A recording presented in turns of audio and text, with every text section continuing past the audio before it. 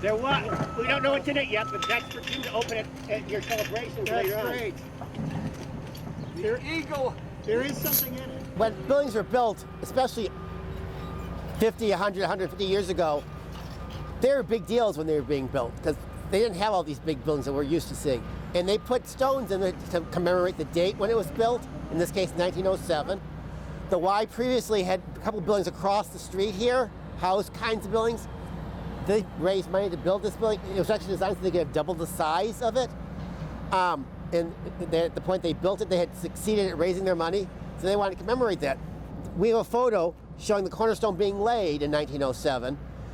Everybody dressed in their Sunday finest, you know, women with long dresses on, parasols, men with hats on. Really cool picture. But they also put a copper box in the cornerstone with mementos of the occasion as well. I've never seen a dedication program or a program in the cornerstone laying. Sometimes we have those at the university for many of our buildings. But the Y is celebrating their 150th anniversary. This was one of the first university kind of YMCAs in the world, so we have some history here. And they're celebrating the 150th anniversary at the end of September, and they'll open that box at that occasion to see what people left for them to learn about what was like in 1907.